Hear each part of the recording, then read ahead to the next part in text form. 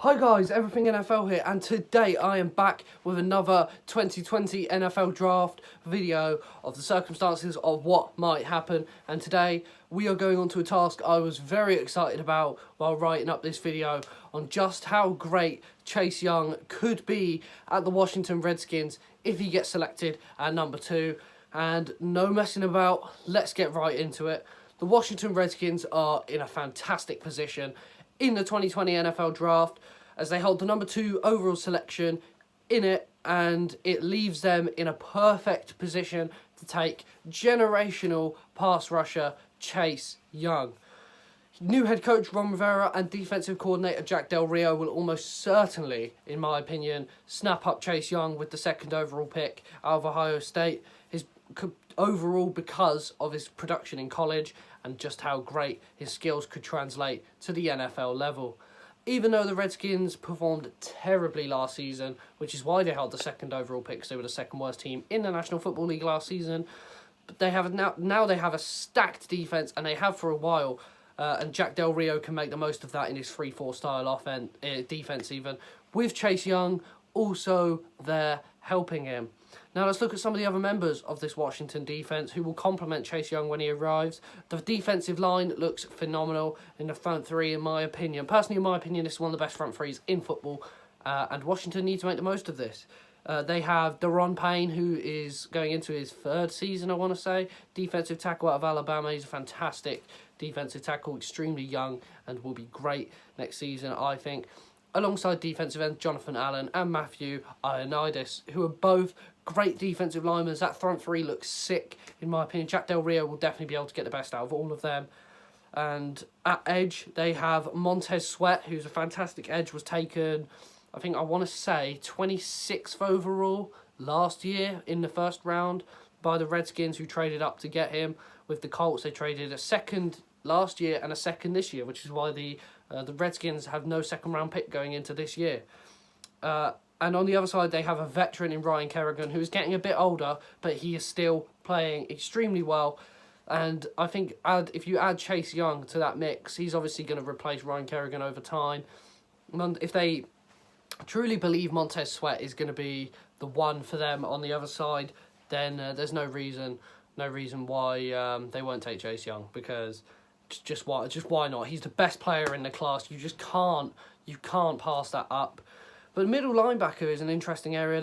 In my opinion, if it was me, I would be starting with Reuben Foster and Cole Holcomb. But they've also got some other good middle linebackers, such as Sean Dion Hamilton, who is still young. He's still going to improve. I just don't know if he's got what it takes to start over Reuben Foster and Cole Holcomb on the middle linebacker.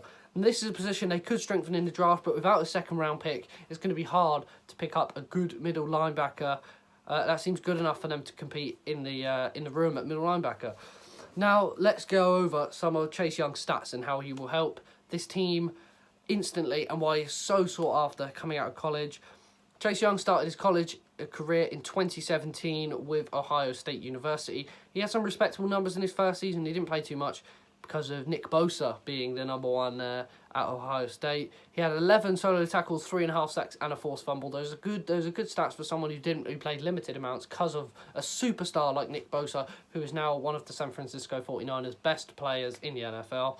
But little did people know just how good Chase Young was about to become. He did come out as a very high recruit out of high school, so he was already known to be pretty good, but he's going to get... no one knew how much better he was going to get. He came into his sophomore season with decent expectations, and he didn't disappoint. He had a fantastic season for OSU, and his stats were 25 solo tackles, 10.5 sacks, a forced fumble, and 5 passes defended. An insane season, which he was only going to improve on his junior season. So people were finally starting to see just how good Chase Young was, and just how good Chase Young could be. He came into his junior season known as the best edge rusher in college. He was about to light up the NCAA and solidify himself as one of the best defensive players in college football ever. Let's just go over some of these stats. You're going to be as shocked to hear these stats as I was when I first saw all of these stats about Chase Young. I knew he was fantastic. I just didn't know he was this good. His stats were 32 solo tackles, 16.5 sacks, 6 forced fumbles, and 3 passes defended. Insane numbers for a defensive end in college. But like I said, Ohio State has produced some fantastic defensive ends recently as well. In the 2017 draft, the Cleveland Browns took Myles Garrett first overall. And in the 2019 draft, the San Francisco 49ers took Nick Bosa second overall even, which in my opinion, Nick Bosa was the best player in that class. Like Myles Garrett was the best player in the 2017 class. Like Chase Young is the best player in the 2020 class. So Ohio State are very, very good and known for producing fantastic defensive ends. And now everyone knows Chase Young is now almost unanimously known as the best player in this class, and is a player teams will find extremely difficult to pass on. With Cincinnati have the first pick, they need a quarterback, but who knows? What if Cincinnati throw everything out the window and go Chase Young? Then what's going to happen there? Washington will probably look to trade down. If that happens, then the Dolphins could trade up to 2. Even the Chargers could move up to 2, and one of them could grab Joe Burrow. But I still find that extremely unlikely. I think the Bengals will still take Joe Burrow, and Chase Young will be 2 to the Redskins. As I said, have him going to Washington at number 2, so I can see him wreaking havoc in the NFC East for years to come, causing quarterbacks like Carson Wentz, Dak Prescott, and Daniel Jones will be seeing the wrath of Chase Young for years to come. And that's it for this segment of the video on Chase Young. A bit of news that came out today that I just want to put on the end of this video. The New York Jets came out today and said that they will not be extending Jamal Adams, who is an all-pro safety, and he's still extremely young in the league, and he skipped their virtual thing. I'm not sure what it was. I think it was like a pro something. I don't have a clue what it was, but he's skipping it, and he will be available for a trade over this part of the offseason. And personally, so if you want to hear it here first, I think the Dallas Cowboys will make a move and snap up Jamal Adams to add to an already fantastic defense, and he will help take that Dallas Cowboys defense to the next level. So we could see 2 studs here. We could see Jamal Adams with the Cowboys and then Chase Young with the Redskins. The NFC East at the moment is probably the weakest division in the NFL, but is going to get better. And I'm looking forward to how much this division is going to shape up in years to come.